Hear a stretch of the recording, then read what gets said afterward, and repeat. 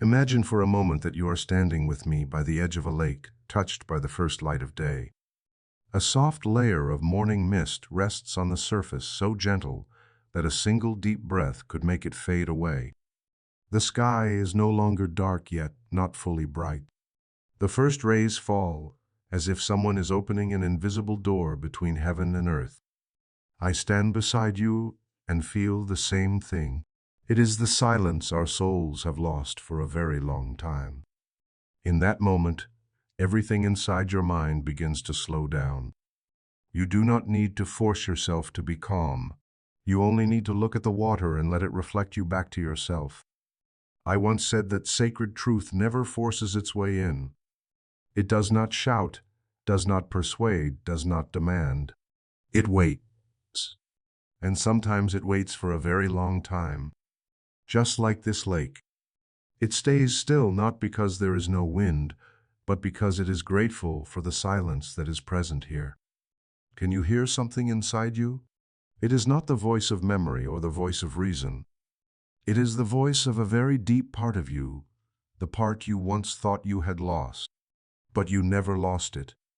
It was only quiet. And when you are still enough, it begins to speak again.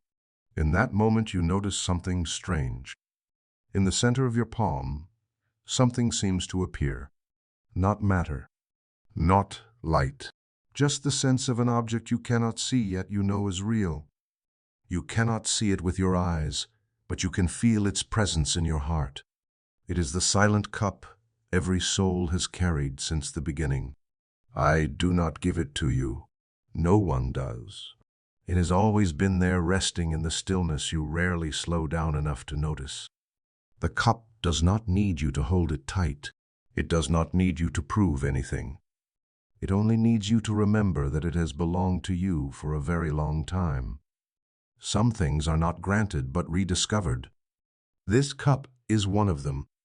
You stand before the lake, and I am here only to remind you that life is not made of noise alone. Beneath all the worries, the plans, the collisions of daily living there is always a stream waiting for you to return. You do not have to search for it. You only have to stop running. And when you stand still long enough, you will see. The cup is not in your hand. It is in the quiet that grows inside your heart. And that is where the real journey begins. The silent cup is not something you can hold in your hands. It does not belong to the material world you see every day. It is not part of habits, achievements, or the constant demands that make your mind run without rest.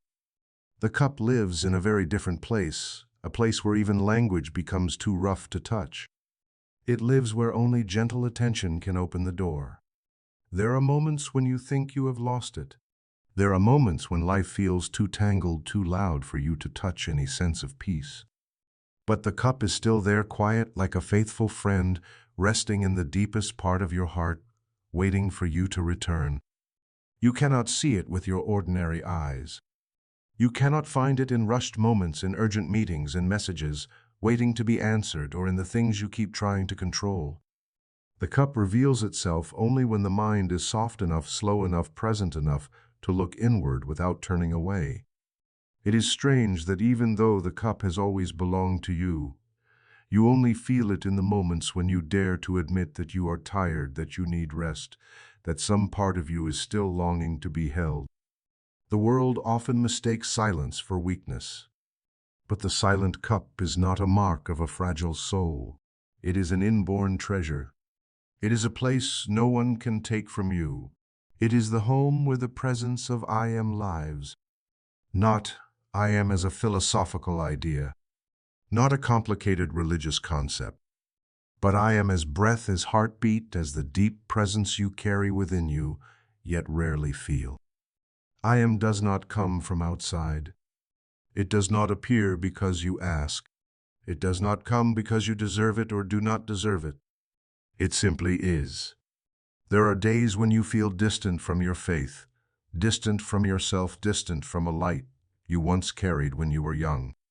But that distance is not real. I am does not move. Only your attention wanders. Only your mind leaves its center, and chases the things that make you believe you are lacking, that you are not enough, that you must push harder. When you turn inward, even for a few seconds, even through a single conscious breath, the silent cup appears. It has no shape yet, it feels real, like a space wider than your chest, lighter than air, yet full, like something beyond words. And you realize you do not need to lift the cup. You only need to let your mind settle. When settling happens, the cup fills on its own. Someone once asked why peace is so hard to find. The answer lies within you. Peace does not come from effort. Peace comes from stopping, from allowing the heart to stop bracing itself, from admitting that you do not need to carry everything at once. When the silent cup fills, it holds more than calm. It holds the pure presence of I am. This presence does not speak in words. It does not argue. It simply radiates a clarity, as if you are being seen completely without a trace of judgment. You do not need to earn this presence. You do not need to change yourself to be accepted. I am does not ask you to be better, stronger, or more accomplished. It only invites you to return. It invites you to put down everything that is not truly you. It invites you to pause long enough to see that there is a deeper life flowing beneath the demands of your days. In this presence, you no longer need to explain who you are. You no longer need to struggle to prove anything. You no longer need to hold the roles life has forced you to play for so many years. When the silent cup is full, you feel enough. Not enough by society's standards, but enough in a spiritual sense. Enough because you are here. Enough because you sense something larger holding you from within. The fuller the cup becomes, the less the outside noise can control you. Your mind softens. Your breath lengthens. Your rhythm slows in a way that feels natural. And you begin to understand that peace is not a reward for the strong. Peace is the birthright of anyone willing to return to themselves. And now I want to ask you something. In this moment, as you listen to these words, can you feel your own silent cup appearing? Even if it is only a soft warmth in your chest or a breath that falls a little easier. If you can feel it, thank yourself for pausing, even for a small moment. Thank you for being here. When people look at their current lives, they often see thoughts running non-stop, like a train with no station to rest. Worries line up one after another: unfinished work, unresolved responsibilities, relationships left hanging. Everything moves like a constant current, making the mind feel like a surface of water swept by wind. Yet what few realize is that beneath those waves, there is another layer of water, quieter, deeper, untouched by anything happening in the outer world. It is the underground layer of awareness, where thoughts pass through, but never reach the true essence within. Thoughts come and go like drifting clouds across the sky. Some days the sky is full of clouds, some days it is clear. But the sky is never damaged by clouds. It is always wide, always whole, always open. The movement of thoughts is the same. They appear, fade, and return in familiar patterns. But they are not the whole of who we are. They are only passing images on the surface of the lake of consciousness. The sad thing is that most of us mistake the clouds for ourselves and let them guide our inner world. One morning, while sitting in his car parked in front of the office, James discovered this truth. He was a man in his 30s, always busy and carrying heavy pressure inside. Each day felt like a race he could never win. He woke up thinking about what he had to do, what he had to finish, and how hard he had to push so he would not fall behind. But that morning, for a reason he could not explain, he stopped longer than usual. He turned off the radio, put down his phone, and simply sat still. No intention, no searching, only the kind of tiredness that left him unable to try any harder. In that moment he began to hear himself, not the noise of thoughts, but his breath. One slow breath, one deep breath, a quieting he did not plan. And right after that he realized there was still a quiet space inside him. Not big, Not clear, but enough to surprise him. He had believed that all he had was years of tension and pressure. But under that layer of worry, there was still a clear sky, like deep water, untouched by the wind on the surface.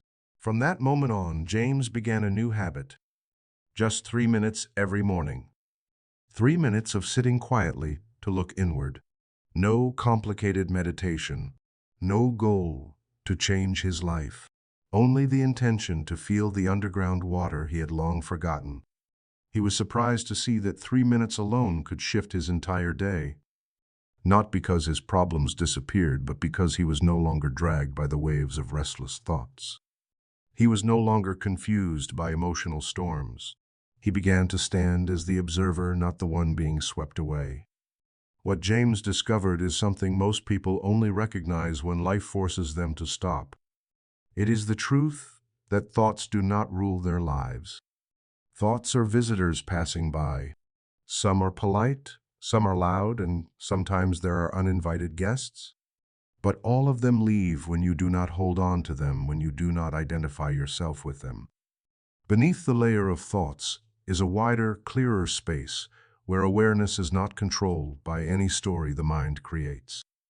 And that space is where we truly live.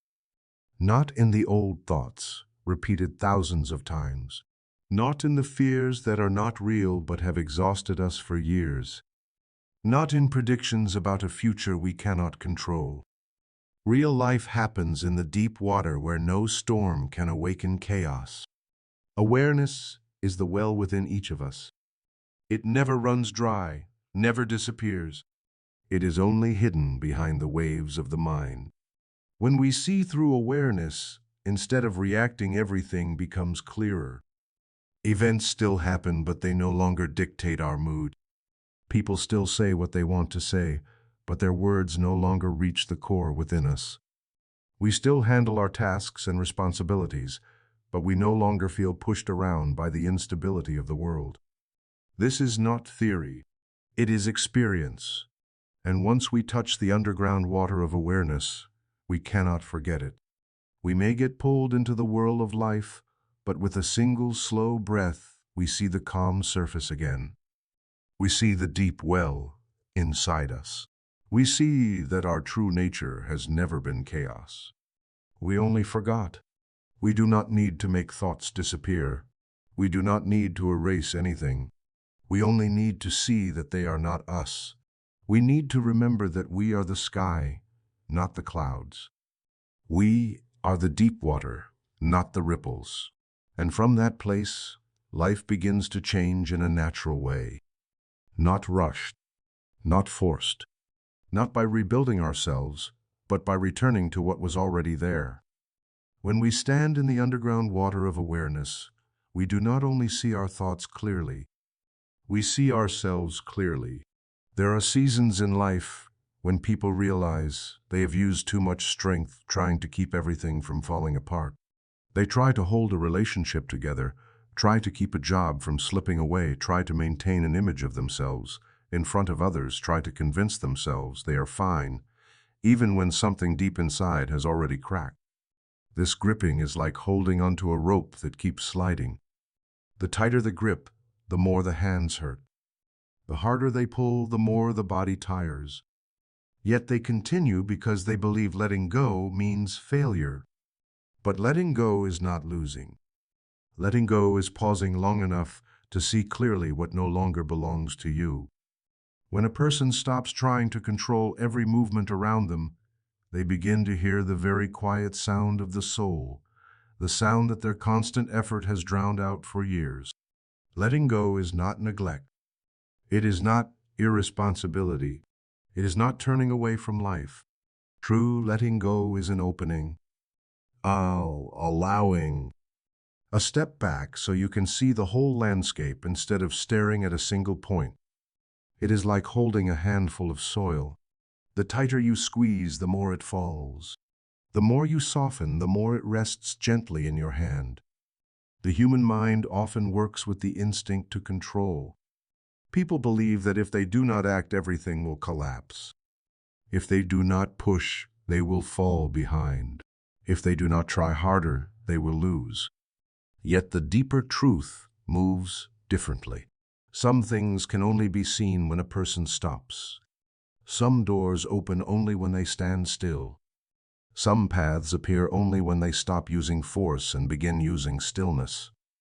When a person lets go, the world does not immediately change, but their position with the world changes. Instead of standing in the whirlpool, they step outside and observe. Instead of chasing every thought, they stand still and watch thoughts pass by. Instead of trying to fix every detail, they realize some things do not need fixing. They only need to be left alone.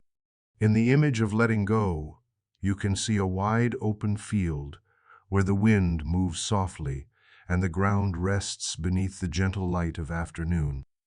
No fence forces direction. No path demands immediate choice.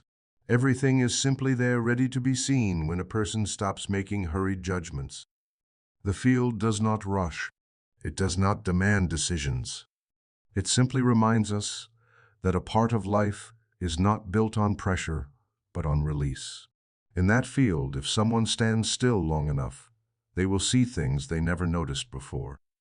They will see that the wind is not against anyone. It simply moves in its own way. They will see that light does not choose the prettiest place to shine on, but shines where there is openness. They will see that grass does not try to grow faster. It grows at the pace of earth and sky. And they will understand there is a gentle law shaping everything, even when they never believed in such a law. When the inner world stops gripping, it becomes like that field.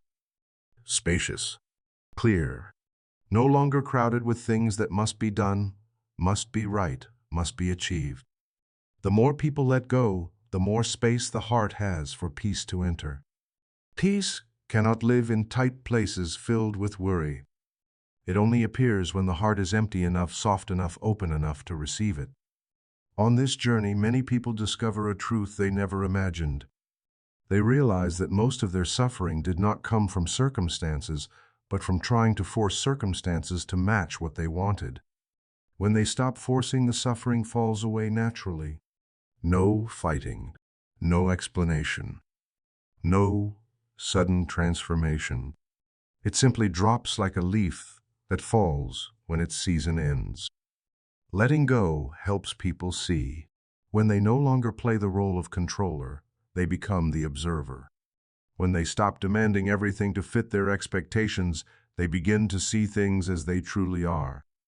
And the most surprising thing is that once this clarity appears, solutions to even the most tangled problems begin to rise on their own without strain.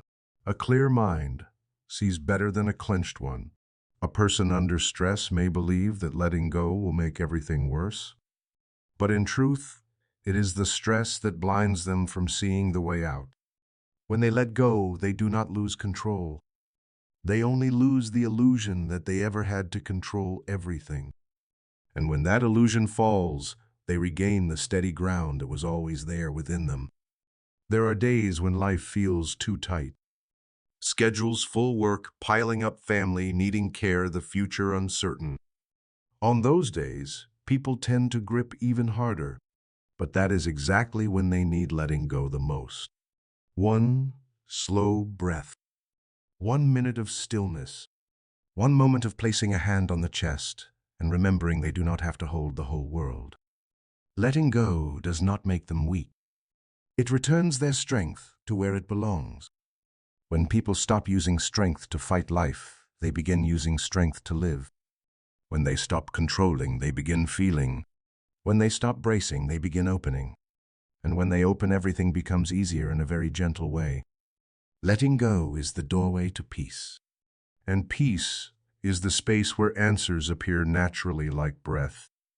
No forcing, no confusion, no resistance. A quiet clarity rises from within, like sunlight slowly spreading across the field. In letting go, a person does not lose anything. They lose only the tension they no longer need. They lose the fears that have grown old. They lose the pressures that no longer serve them. And in the space that opens, they find a version of themselves they once believed was gone. A version that is simple, gentle, able to see, able to hear, able to live. There are days when life is anything but gentle. Storms do not come from the sky. They come from things very close to us.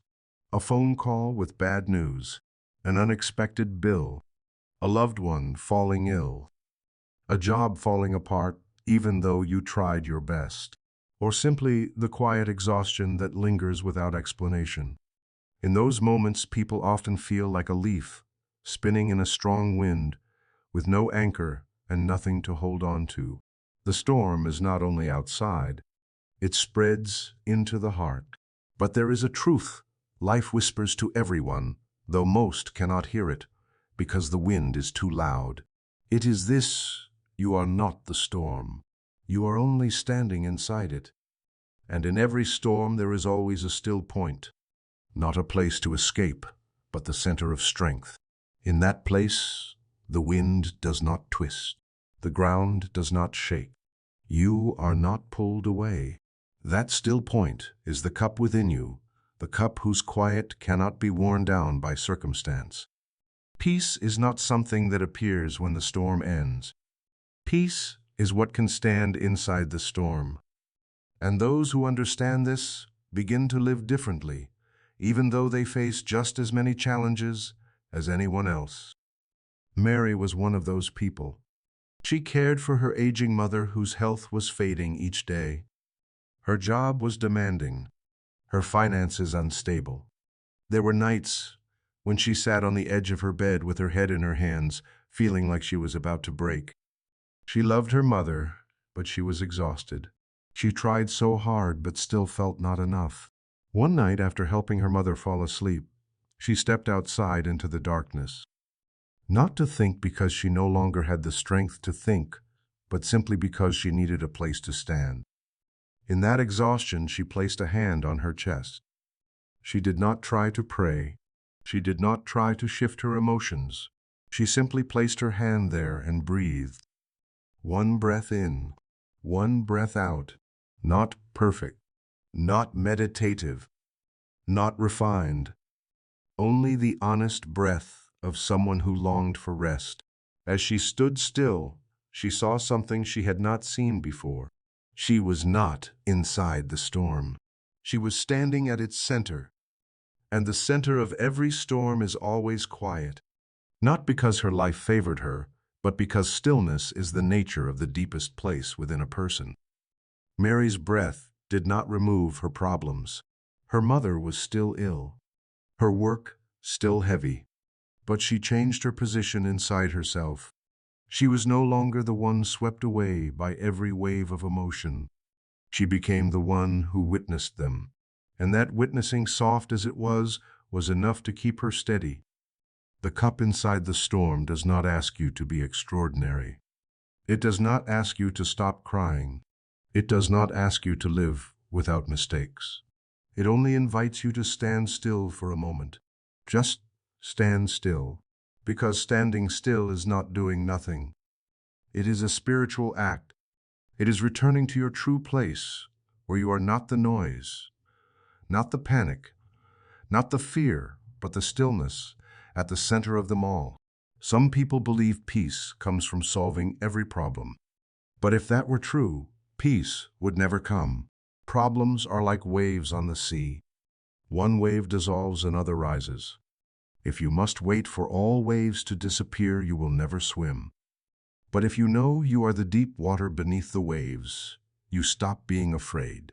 In the center of the storm, something strange happens. The heart no longer runs after the hurried rhythm of the world. It begins to return to its own rhythm, a rhythm slower, warmer, more honest.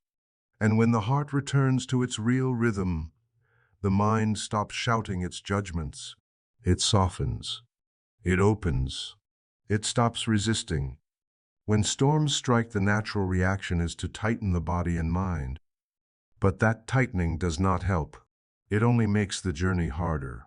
Peace comes from knowing you have a place to settle into, a place untouched by the storm.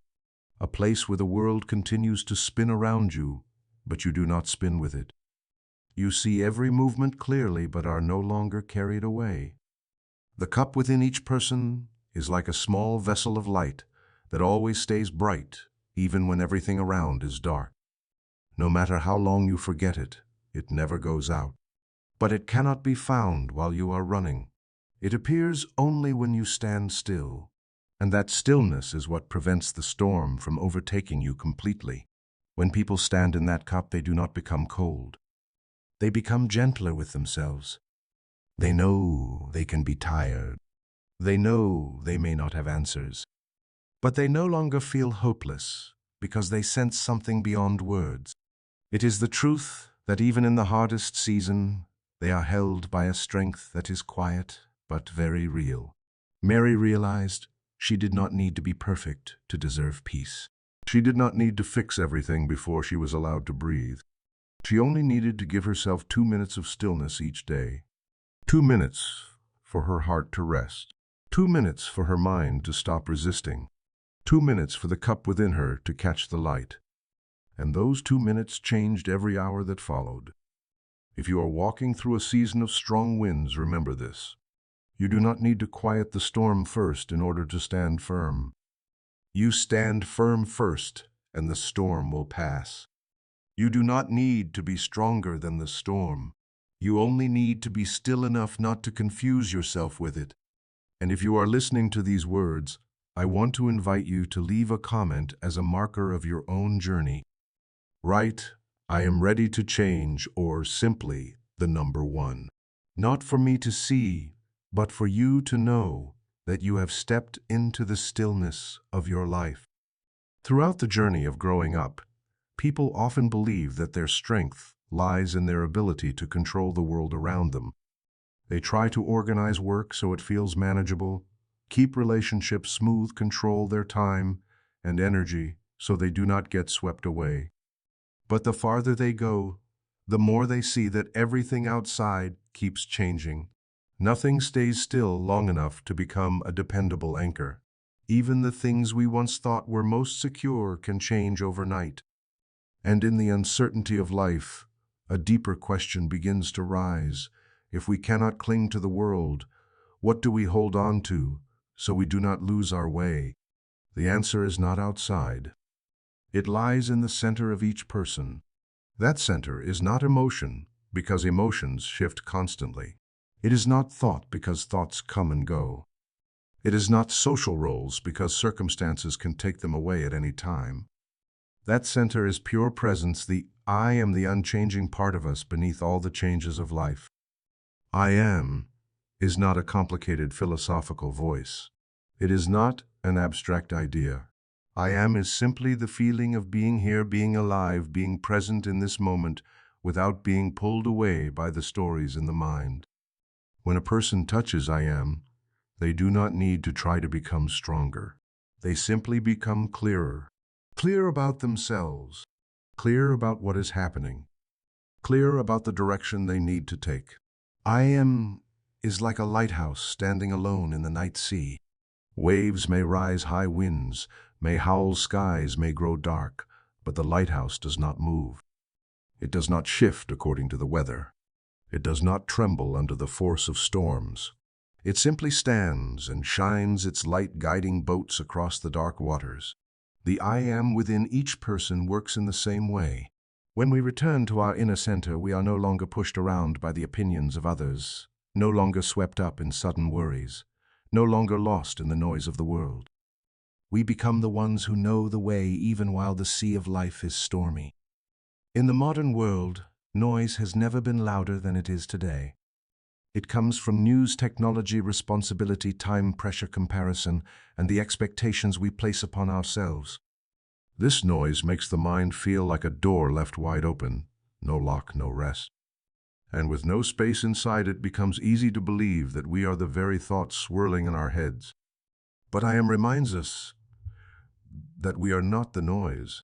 We are the vast space in which the noise appears and fades. There are days when people feel pulled in 100 different directions. A message makes them anxious. A change throws them off balance. A criticism unsettles them. But if they stop for only a few seconds and feel the presence living within them, they will see what every spiritual teacher has ever said. Peace is not the result of perfect circumstances. Peace is the direction we turn toward. A person can stand in the same situation as yesterday, with the same pressures and responsibilities, but this time they stand in a different direction.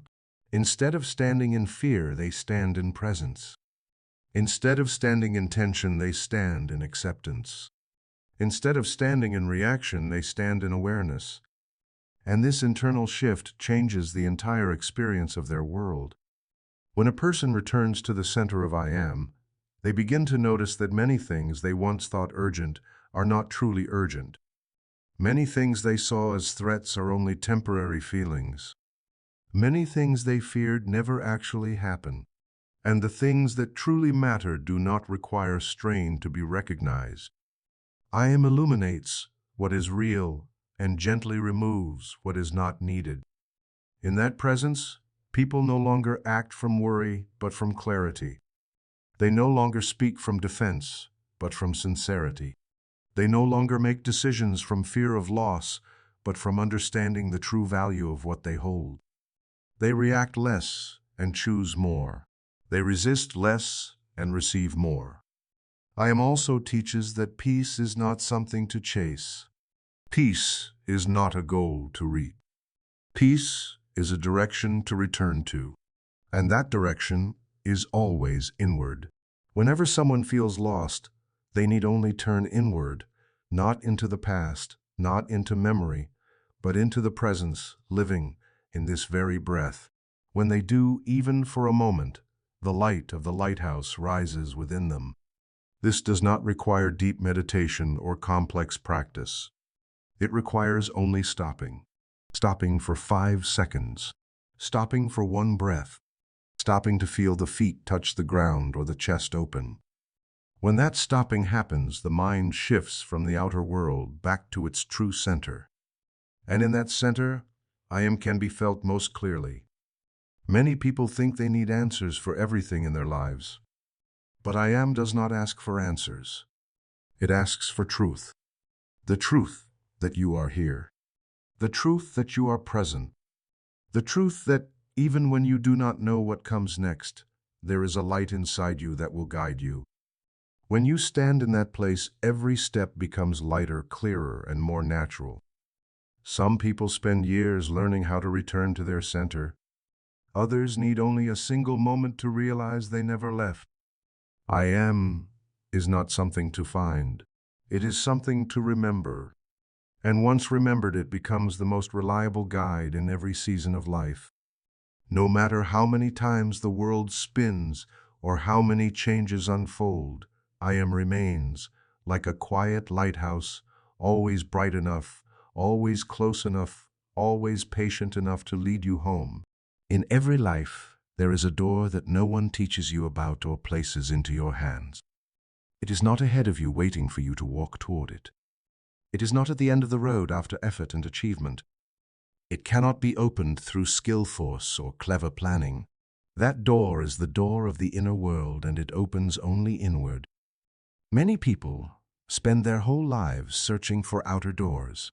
The door of a better job, the door of more fulfilling relationships, the door of financial stability, the door of being well regarded in the eyes of others.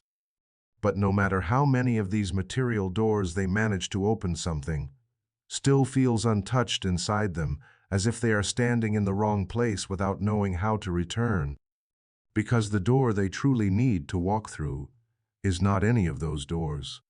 The door they are actually seeking is the door that turns back into themselves. The special thing about this door is that you cannot push it. You cannot force it to open faster. You cannot knock loudly and expect it to respond. The more you try to use effort, the quieter it becomes. The inner door does not respond to the aggression of will. It responds only to the softening of the heart. A person who has been through enough exhaustion, enough confusion, enough struggle, eventually comes to a pause and realizes that the outer path no longer leads them to what they are seeking. But instead of despair, this is the sign that they are closer to the inner door. When the mind stops running, the door begins to reveal itself not through shape but through feeling. It often appears as a warm point in the chest. Subtle, gentle, but unmistakably real. A warmth nothing outside can create. A warmth that feels like something inside is waiting for them. This moment is not an achievement. It is a remembering. Remembering that there has always been a place within you open since the beginning of your life. Remembering that you are not lost, only temporarily forgetting the way. Remembering that beneath all worry and burden, there is a quiet ground of the soul calling you home.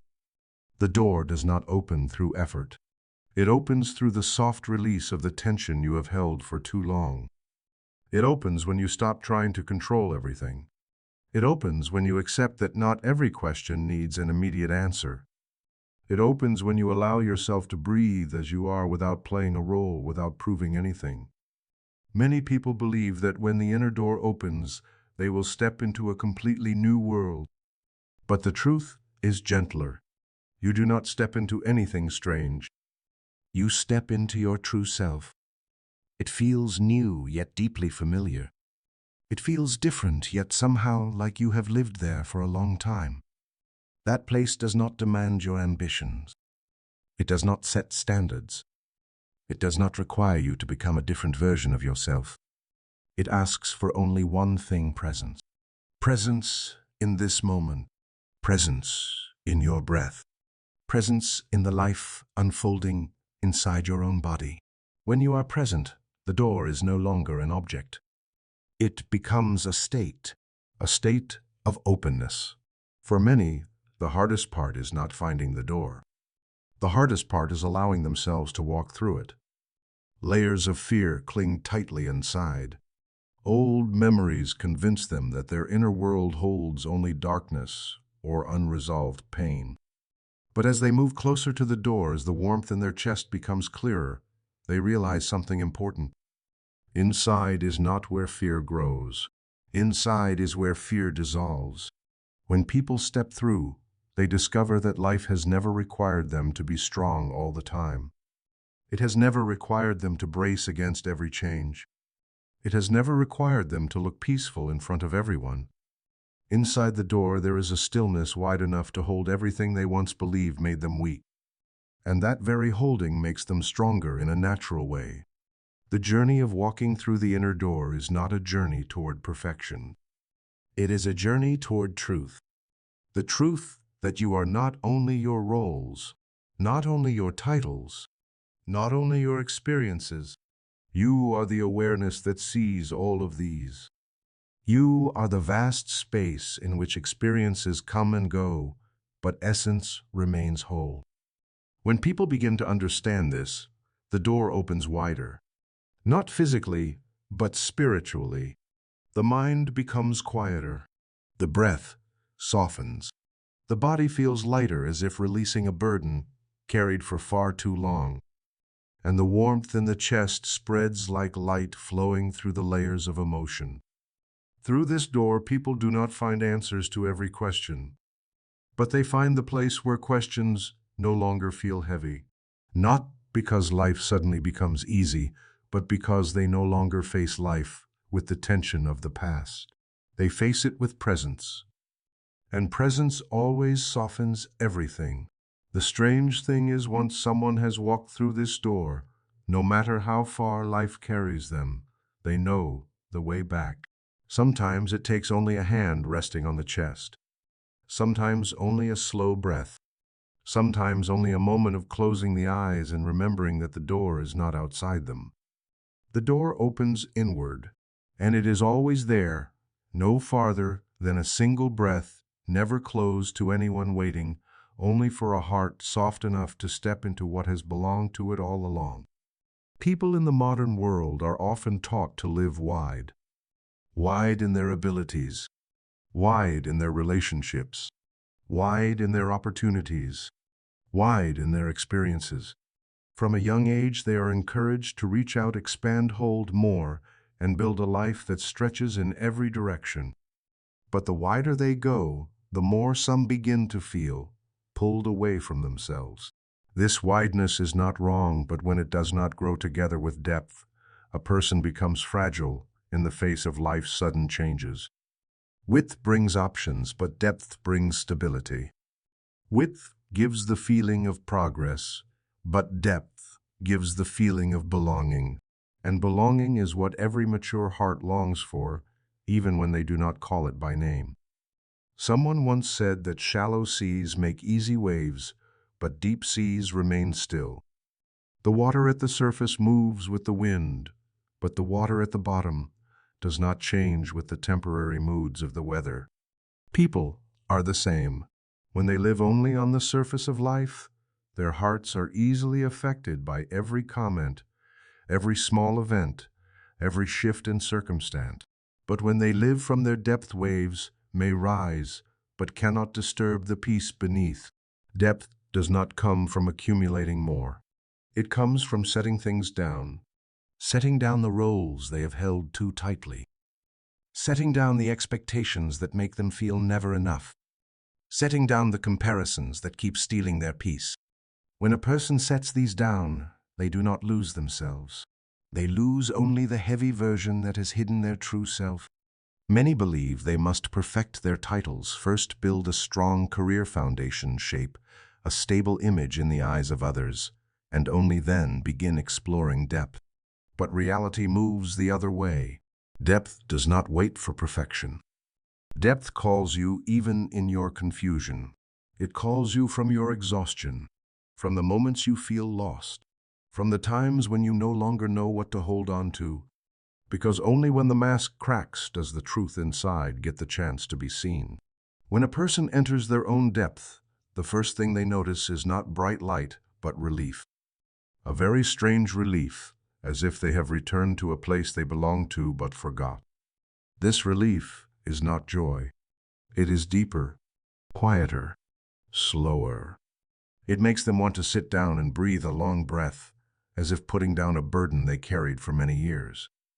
In depth, every role becomes lighter, not because the roles disappear, but because they no longer define the worth of the one carrying them. In that place, a person is not mother, father, co-worker, success, or failure. They are simply themselves whole without needing to prove anything. That is where the mind rests, where the heart can be itself, where the soul breathes in its natural rhythm without pressure. What is special is that depth does not require a person to leave the world. You do not have to withdraw, abandon responsibilities, or walk away from loved ones to find depth. In fact, depth makes you live more fully in the world. Because when you stand on the foundation of your inner stillness, everything outside becomes clearer. You know what to hold and what to let go. You know what truly matters and what is only temporary noise.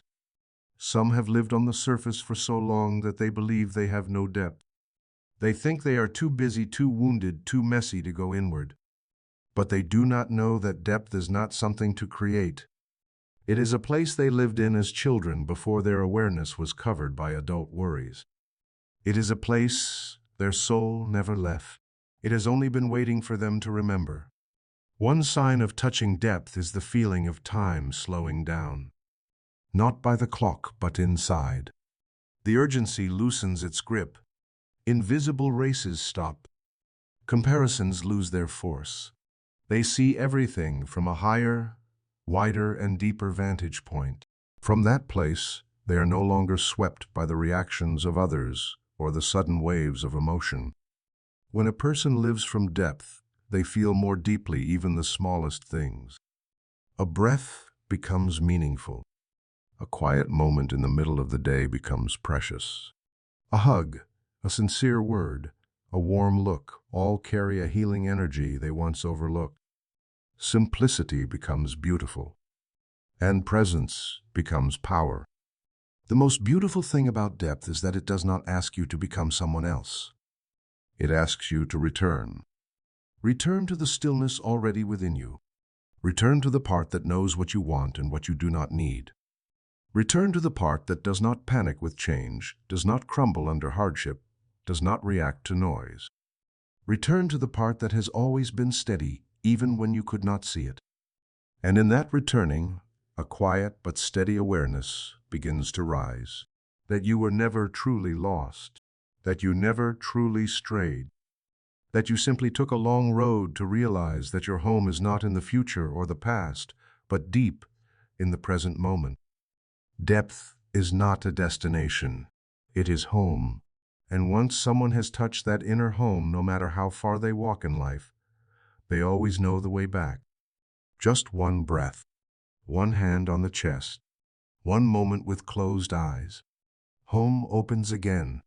Within every person exists a quiet current that not everyone knows. It is not emotion. It is not thought. It is not the shifting desires that rise and fall throughout the stages of life. This current is a sacred flow that comes from the deepest part within. It makes no noise, draws no attention, and never announces itself. It simply flows steadily and without hurry, as if it knows exactly where it needs to go. It is like a spring hidden inside a mountain. On the outside, the mountain may look dry from the weather. Stones may gather dust. Forests may wither under the sun. But deep inside the mountain, water continues to move. It is not affected by the surface, not dependent on seasons, not limited by circumstance. And then one day the water emerges as a tiny stream, so small that if one is not paying attention, it looks like nothing more than a stripe of light across a rock. But for those who pause long enough, they see it is the true source of life. In the inner world, the sacred flow works the same way. It does not come when requested. It does not come because we are worthy or unworthy. It does not come only on the days we feel good. It is always flowing whether we notice it or not. But we only feel it when the mind is slow enough, when the breath is soft enough, when we stop trying to force the world into our plans. Many people believe they must run after chances, hold tight to every opportunity, use every minute, so life does not slip away. But the inner flow does not follow the ways of the world. It does not run. It does not compete. It does not set goals. It only flows according to its own rhythm. And strangely, everything that truly belongs to us is carried through that rhythm, not through the hurry we think is necessary. Some have spent years living in tension. Each day they feel lacking, as if life is never enough. They try more, work more, think more, hold more. But the more they hold, the emptier they feel. The harder they try, the farther they drift from something important inside. And only when they pause, even for a few seconds, do they realize the inner flow has always been there, quiet and patient. It never left them. They simply could not hear it beneath the sound of their rushing. The sacred flow does not ask people to make it stronger. It asks only that they become still enough to feel it. When they become still, they begin to understand that inner life does not demand pressure. It does not ask for all the answers. It does not require constant strength. It simply invites them to move with its pace, a pace slow and full of trust. A person who lives by this pace no longer makes decisions from fear. They no longer rush to hold what is not meant to stay. They no longer cling to doors that have closed. They no longer panic when something ends. They understand that endings are only the way the flow changes direction. And any direction that rises from within leads to the place most fitting for their growth. When someone lives in the rhythm of the sacred water, every emotion becomes easier to understand. Sadness is no longer frightening. Disappointment no longer breaks them. Uncertainty no longer confuses them. These are only ripples at the surface. But the deeper water continues to carry peace, clarity, and fullness that the world cannot give. Many fear slowing down because they think they will fall behind. But the truth is the opposite. When we slow down, we see clearly. When we see clearly, we choose correctly. And when we choose correctly, we do not lose time fixing mistakes created by hurry. This is what allows us to go farther than those who run without direction. The sacred flow within follows the law that Emmet Fox called the law of circulation. When the heart is open, the flow is strong. When fear closes it, the flow does not disappear, but we cannot feel it. That is why the goal is not to make the flow bigger, but to make ourselves more open. At times, the flow brings inspiration. At times, it brings rest. At times, it leads us toward new doors. And at times, it gently moves us away from places that have become too small. But whatever it does, it always moves toward what is best for our inner growth. The deepest truth is that this flow never stops. Not even on days when you feel completely exhausted. Not even on nights when you cry because you do not know how to go on. Not even when you think you have lost your faith. Not even when you feel too small to be held. The flow is still there, never judging, never rushing, always ready to welcome you back. And now I want to ask you something. In this moment, as you read these words, can you feel a slight movement inside you, even the faintest one? A softening, a slower breath, a small sense of brightness in the heart. If you can thank yourself for opening enough to receive it, thank you for being here, still patient enough to listen to yourself. In every life, there are seasons when emptiness arrives like a quiet darkness that makes people afraid. They feel a space inside them that nothing seems able to fill. The things that once brought joy suddenly feel dull. The things that once kept them steady no longer hold their weight. And when faced with this emptiness, most people respond with confusion. They believe they are losing something, that something is wrong within them, that this emptiness is a sign of collapse. But the truth is much gentler. Emptiness is not collapse. Emptiness is an opening, a doorway, a preparation for something new that has not yet taken form. Along the path of growing up, people gather too many things inside without noticing. They gather expectations, gather fears, gather standards that do not belong to them, gather old memories they think they must keep. The soul becomes heavy, and sometimes life begins removing things not to punish them, but to lighten them. Yet because people rarely let go willingly, this lightening is often felt as loss. In reality, what disappears is not the living part of them. What disappears are the layers that have been covering it. When those layers fall away, they feel empty. But this emptiness is not void. It is like a room that has just been cleared, not because it lost its value, but because it is being prepared for something new. Nature works the same way. Soil becomes ready for planting only when it has been emptied. Not emptied to be abandoned, but emptied to be renewed. When people look at their inner emptiness through this lens, they begin to see that the emptiness does not ask to be filled right away. It simply invites them to pause and listen. Emptiness does not ask for action. Emptiness asks for presence. Some people go through long seasons where they no longer feel connected to what once felt central to their lives. Old joys no longer spark anything in them. Plans that once brought excitement no longer bring hope. They think they are weakening, but in truth they are entering a state where the soul wants silence so it can reorganize itself. In that silence, grace works most powerfully, not loudly, not dramatically. It is like soft light entering a dark room once the window has been opened. Light does not need to knock. It only needs space to enter.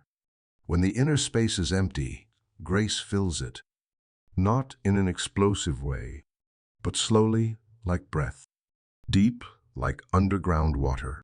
This filling makes people sense that something is coming alive inside, even if they cannot yet name it. The hardest part is not experiencing emptiness. The hardest part is stopping the resistance to it. They fear emptiness because they think it signals an ending. But some things must end so new things can begin. Some feelings must dissolve so new ones can form. Some old beliefs must fall so deeper truth can have space. A person may see emptiness as the dark of despair, but they can also see it as soil that has been turned over to prepare for planting. The state is the same, but the two perspectives create two very different journeys. And the journey of healing begins when people treat emptiness with respect instead of fear. Emptiness is not the absence of life. It is the sign of transition, like the moon disappearing into the dark sky, not to end but to prepare for its fullness. A person in emptiness is the same. They are crossing the meeting point between what has finished its purpose and what has not yet begun. This is why emptiness is often accompanied by a deep silence, a silence that cannot be created by technique or effort, but can only be entered. In that silence, they no longer hear the noise of old worries. They no longer hear desires pulling at them. They no longer hear the judgments that have followed them for years. They hear only one thing, the gentle rhythm of life, moving beneath their chest. They begin to see that emptiness clarifies everything. It shows what is still meant to stay and what is complete. It shows what truly belongs to them and what they have been holding only out of habit. It shows the relationships that are real and the ones that are ready to close. When they see clearly, they no longer want to cling. When they see clearly, they no longer want to rush to fill the space. They allow the emptiness to have its time. In this empty state, people can feel the inner guidance more clearly than ever. When the need for control softens, the wisdom of the soul rises. When fear quiets, they hear the whisper of intuition. And when the space inside widens, new directions appear gently, like the first ripples on still water. They realize they are not losing anything. They are being prepared, not to become stronger in the worldly sense, but to become more open from within. Emptiness is the invitation to new life, an invitation that does not force, does not rush, but simply reminds them that it is time for old things to fall away like the last leaves of the season. And from this emptiness, fullness will come. Not the fullness of busyness, but the fullness of clarity. Not the fullness of demand, but the fullness of understanding. Not the fullness of noise, but the fullness of peace. Emptiness is a gift that people only recognize when they are brave enough not to run from it. And when they accept this gift, they discover that within them there has always been a perfect space ready for rebirth. Deep within every person, there is a place they once knew long ago, but somehow forgot while growing up. A place not found on any map, not opened with any key, not marked by any religion or ritual. It is the temple of sacred memory, an inner space woven from their own presence, where the soul recognizes itself without needing an introduction. The special thing about this temple is that it does not need to be built. It has been there since the first moment a person felt life. There are no stones, no arches, no statues or symbols. The temple is made of stillness, of slow breaths, of moments when the heart becomes wide enough to hear itself again. And because it is so subtle, most people do not realize they stand at its threshold every day. No one enters this sacred temple through hurry.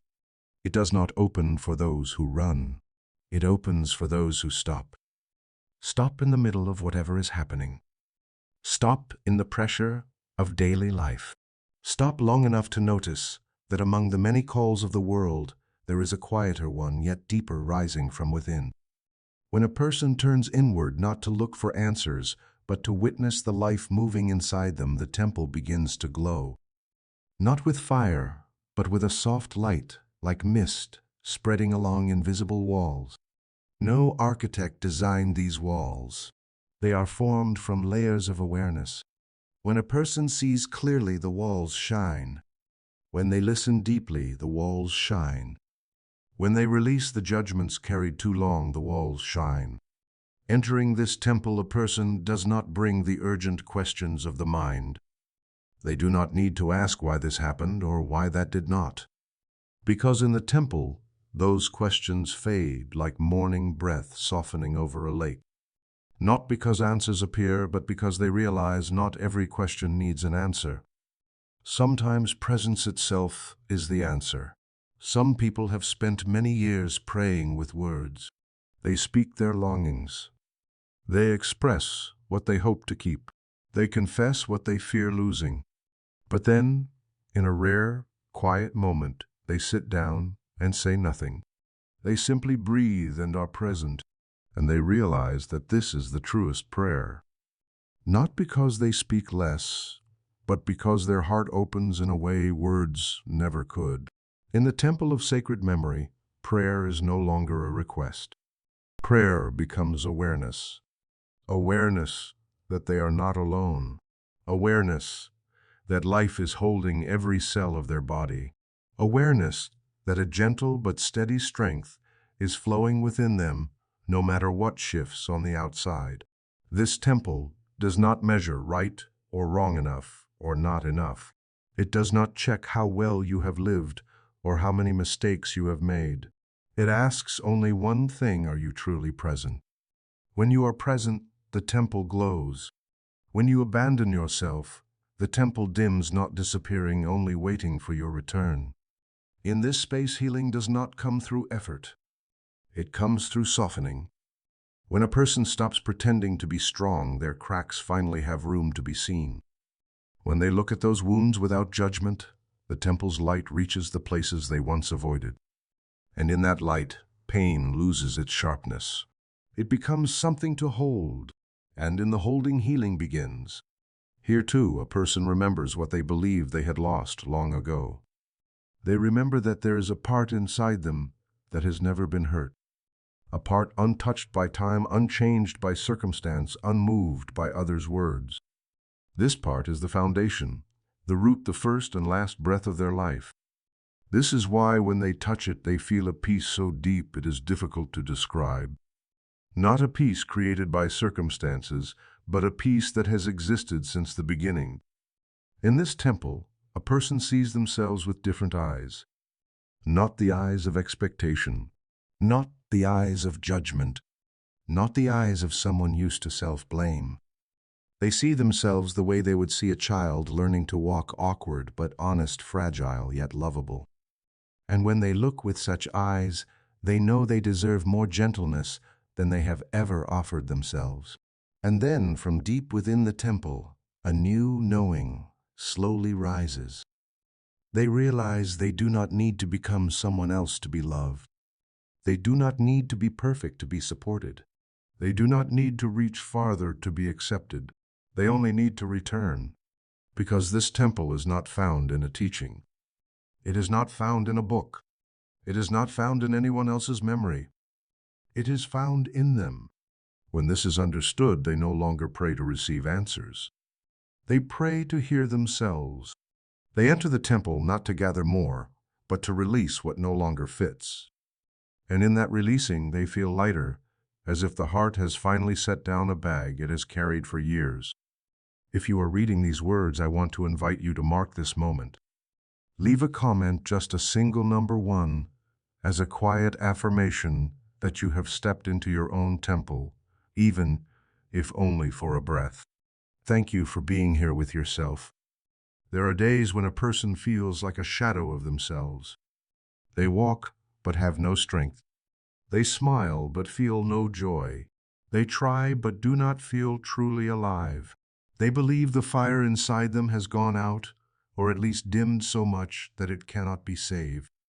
But this is only a perception of a tired heart, not the truth of the soul. The inner flame never goes out. It does not need to be fed like a lamp in the world. It does not depend on success or failure. It does not depend on praise or criticism. It does not depend on whether life is smooth or difficult. This flame is the unchanging part of a person, the part that has never been destroyed since the day they were born. The only thing that changes is the dust that temporarily covers its light. People often judge their inner flame based on the feelings of their weakest days. When they are sad, they think the flame is gone. When they fall, they think they have lost their worth. When they feel lost, they think their essence has become empty. But even in the darkest nights, when the mind has no place to hold on to, that light is still there, quiet like a glowing ember beneath the ashes. Anyone who has experienced exhaustion knows this feeling. They feel they have nothing left to give, no belief left to hold, no desire left to reach for. But what they do not see is that in the moment they stop trying to force strength, the inner light begins to show itself again. Not because it grows stronger, but because they stop covering it with their own tension. The inner flame does not need us to ignite it. It only needs us to stop putting it out. Every time a person forces themselves to be strong, they place another layer of heaviness on the flame. Every time they pretend to be fine, so others will not worry, they place another cover over the light. Every time they refuse to see their true pain, they build another wall that blocks the glow. The flame does not go out. It is only hidden beneath things they believe they must carry. And the beautiful thing is that with just a slow pause, just one breath returning to its natural rhythm, the light begins to spread. No effort needed, no pushing, only allowing. The inner light always follows the law of gentleness, not the law of force. A person cannot use effort to create peace within themselves. They can only use softness to remember that peace already exists. Someone going through great change may feel they have reached their limit. But when they place a hand over their chest and feel the warmth still there, they see that what is tired is not the soul. It is the expectations, the roles, the pressures carried for too long. The true flame remains whole. When they look at that light, they remember that they are not defined by failure, not shrunk by pain, not limited by mistakes. The light does not judge. It only illuminates. And in that illumination, one truth appears: they have never lost themselves. They have only lost connection with themselves. Some people have lived through great loss. They believed they were broken beyond repair. But even in those moments, they found something strange. Within the pain, there was a small, quiet place that remained untouched. A place not swept into the story, not dragged by emotion. This place is where the inner flame never dims. The flame does not require a person to be happy all the time. It does not ask them to be strong. It does not ask them to always know what to do. It only asks them to be honest. Honest that they are tired. Honest that they are hurting. Honest that they need rest. And in that honesty, the light begins to expand, because light only enters places that are not closed. A person does not need to do anything to become enough. They are already enough. The inner flame reminds them that enough does not come from achievement or approval. Enough comes from the simple truth that they exist, they feel, they live. That is the evidence of worth. Without conditions, without demands, without any test they must pass. The flame also reminds them that their journey is not only upward. There are times they must go downward to remember where their feet stand. Times they must darken to see that real light does not depend on circumstances. Times they must fall apart to form again in a wider way. When a person begins to trust that the flame is still alive, they see life differently. Instead of asking how to overcome, they begin asking what wants to be seen within them. Instead of running from pain, they sit with it to understand. Instead of searching for light outside, they turn inward to realize the light never left them for even a moment. And then, in a seemingly small moment, they feel something important. The flame belongs to them. No one can light it, but no one can extinguish it either. It is the most sacred, most steady, most honest part of who they are. It is the reminder that they are stronger than they believe, deeper than they show, and loved in ways they are sometimes too tired to notice. If you are reading this and feel a small warmth in your chest, even very faint, know that this is the flame answering you. It has never disappeared. It has only waited for you to see it. Within every person there is a garden that very few ever enter. Not because it is closed, but because they are so busy with the movements of the outside world that they forget the path leading in. This garden is not far away. It sits just behind the mind, where every thought becomes a seed the moment it appears. Whether we want it or not, the seed falls, and the soil it falls into is our inner awareness. Those who live without paying attention to their garden will feel as if their life is a field full of things they do not remember planting. The thorns of worry, the vines of resentment, the wild grass of fear all grow freely because no one tends to them, no one clears them. And when the garden is left alone long enough, people begin believing that these unwanted plants are their nature, even though they are only seeds of old unconscious thoughts. Anyone who has lived many years in tension understands this. They think of negative things all day and their life becomes full of what drains them. Not because the world is against them, but because the mind is fertile soil, and any seed that falls grows. And when they do not choose their seeds, the seeds choose them. But this garden holds a secret many never realize. Once the gardener becomes aware, everything begins to change.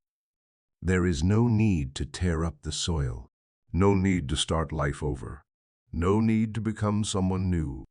They only need to know that they are the one standing in the garden, not the one trapped in the thorns.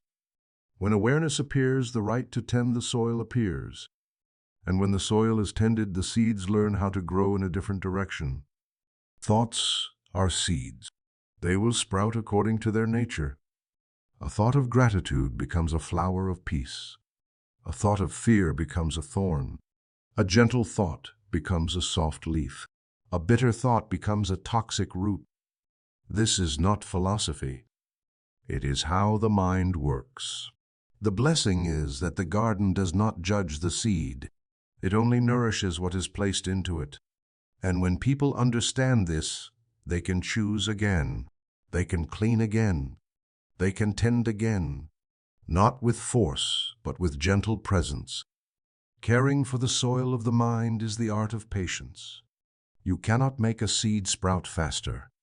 You cannot force a flower to bloom on command, but you can create the conditions for what is right to grow naturally. The inner garden changes when a person begins paying attention to what they plant each day. They see that every thought, even a small one, shifts the soil. A sad thought dries it. A tense thought hardens it. A hopeful thought softens it. A loving thought makes it rich.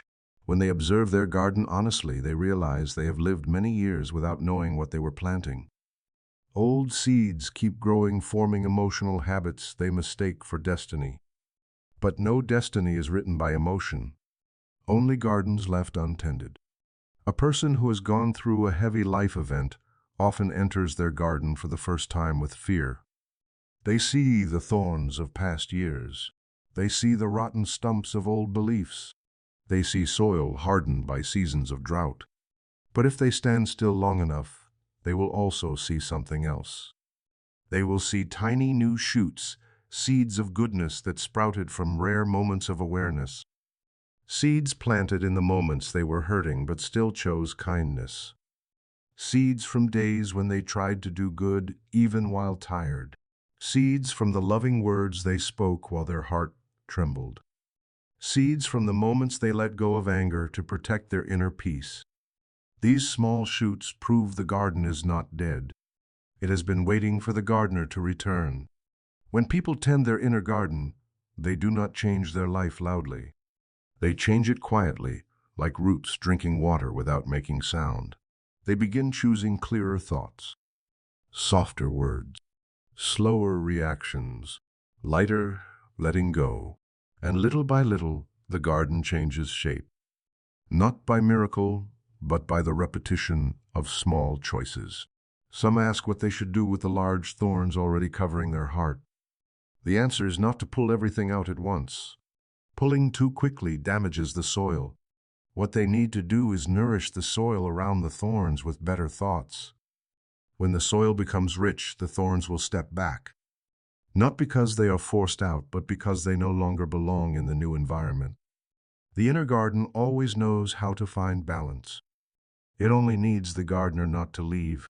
The mind is the most sacred soil a person has. If they plant seeds of love, love will bloom.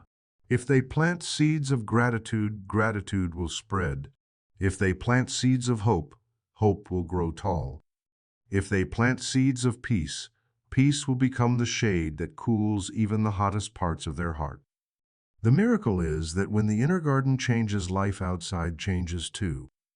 Not because the world becomes different, but because the person now walks into it with a different mind. Someone carrying a garden of peace inside will see life differently. They react differently. They choose differently. And the world answers that change with things they once thought impossible. The garden behind the mind is where everything begins. Whoever tends it will see their life shift. Whoever ignores it will watch their life grow according to whatever the unconscious plants. And it is never too late to become the gardener of your own soul. There are moments in life when a person pauses in the middle of their busy rhythm and notices a very strange silence rising inside. It is not the silence of an empty room, not the silence of late night, not the silence of having nothing to say. It is a silence with weight, with depth, with a quiet life moving beneath it. And when this silence appears, the soul recognizes something that words cannot fully name. It is the sound of returning. This sound does not ring through the ears. It rings through knowing, a kind of knowing that does not come from thought logic or memory. It is like the way morning light fills a dark room before you even open your eyes. You do not see it, but you feel it. You do not hear it, but you know it is real. This truth is soft like breath and strong like an underground current. Every person carries this sound within them. It does not belong to any religion, any tradition, or any specific belief. It belongs to the deepest part of them, the place where life touches their essence in a gentle and direct way. But most people cannot hear this sound, not because it is absent, but because their lives are too loud. When the mind runs non-stop, the voice of fear covers the sound. When a person tries to become who others expect, the voice of the role covers the voice of the soul. When they live under heavy schedules and pressures they created for themselves, they stand too far from their center to hear any inner guidance. The sound of returning is clearest in slow moments, when we are so tired we cannot pretend anymore, when we are hurting so much we cannot keep acting strong, when disappointment breaks down all expectations we have held. It is in these seemingly dark moments that a small opening appears inside us. Fragile, faint, but real. And in that opening, the sound calls us home. This sound does not ask us to do anything. It does not tell us to hurry. It does not tell us to change the world. It only invites us to return to the place we left long ago, the center of our being. Some think returning means going back to an older version of themselves. But it is not that. Returning means stepping out of the clouds of worry, rush, and expectation and settling into the stillness the soul never left. When the sound rings, a person feels something unusual. Not joy, not excitement, not happiness, but a sense of rightness. Right with themselves, right with their direction, right with their breath. It is like cool water flowing through a mind overheated by thinking, like a pair of hands setting down a burden carried too long, like remembering something familiar they thought was lost forever. The sound of returning is a reminder that true guidance never comes from outside, not from opinions, not from encouragement, not from praise or comfort. It comes from beneath all those voices, from a silence so deep that only peace can live there. When someone hears this sound, they no longer need to search. They no longer need to ask what to do next. They no longer need to force themselves into old plans. The sound creates clarity without explanation. It resets direction, not upward but downward, down into depth, down into stillness, down into the honest heart. In spiritual understanding, downward is not falling. Downward is grounding. It is stepping out of the mind's complexity and touching the simplicity of essence. It is letting go of what we cling to, so our hands become empty, but empty in a way that is held. It is stopping the climb toward standards of the world and standing instead on the soil of inner truth. Some people spend years searching for their path. They read books, They learn methods. They change environments. They try new beginnings. But then, in one quiet moment, they sit and breathe, and they hear the sound. And they see that the path was never ahead. It was always within. The sound does not tell them to move faster. It tells them to stop. Not stop to give up, but stop to listen. Stop to see. Stop to remember. When the sound of returning rings, the questions inside no longer feel sharp. They soften. They loosen. They become doors to gentler discovery. And people stop seeking answers through tension. They seek through presence. The sound also reminds us that healing does not come when we try to forget our pain. Healing comes when we have enough inner space for the pain to dissolve. And this space opens only when the sound leads us down into stillness, where everything is seen under a light without judgment. In that place, pain is no longer a burden. It becomes a teacher. The sound of returning is a hint that we are not lost. We are simply not standing in the right place to see clearly. When we stand inside that sound, everything becomes brighter. Life does not change, but our eyes change. And that change is enough to create a new path. Now I want to ask you something. As you read these words, do you feel a small vibration inside, even just a soft tap beneath your chest? Do you feel your own sound even faintly? If you do, leave a comment just to mark that you have heard something from within. Thank you for being present in this moment. In every life, there are moments so gentle that people think they are only coincidences. A meeting that happens at the perfect time.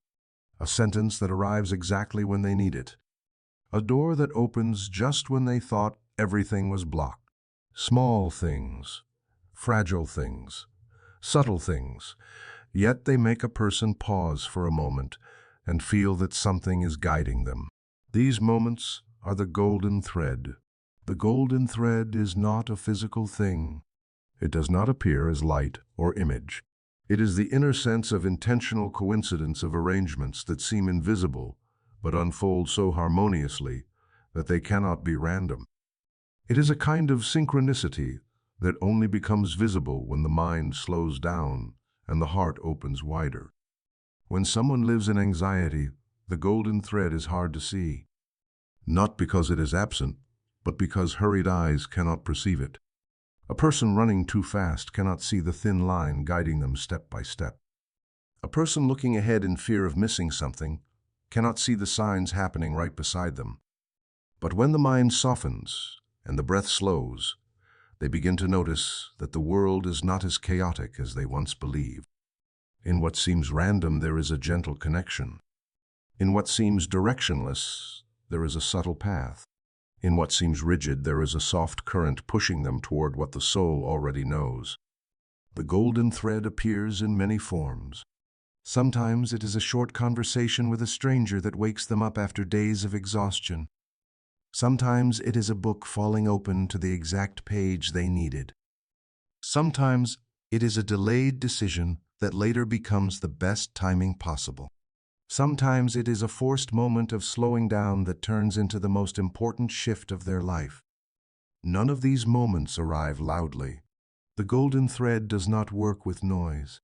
It moves with softness, like sunlight rising each morning.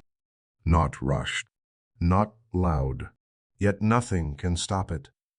One important thing about the golden thread is that it never pulls. It only invites. It never demands a person to follow. It simply creates conditions for them to see their most natural direction. When they drift away from their true self, the golden thread creates small events to make them pause. When they hold on to what no longer fits, the golden thread offers gentle signs to remind them to let go. When they fear stepping into the new, it sends small touches of reassurance to help them trust again. The golden thread does not come from outside. It begins inside. When the heart becomes clear, people see that alignment is not in the world, but in how they view the world. When they open, the right things appear.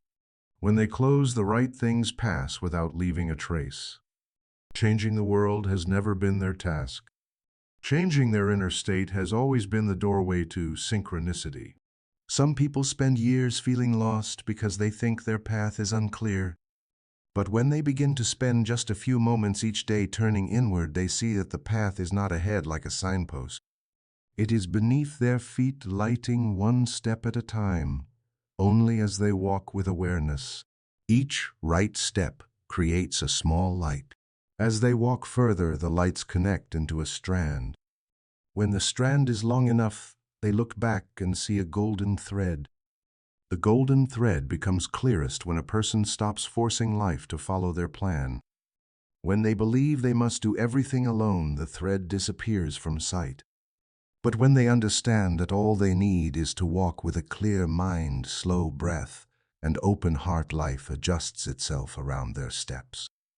Not because of effort, but because of alignment.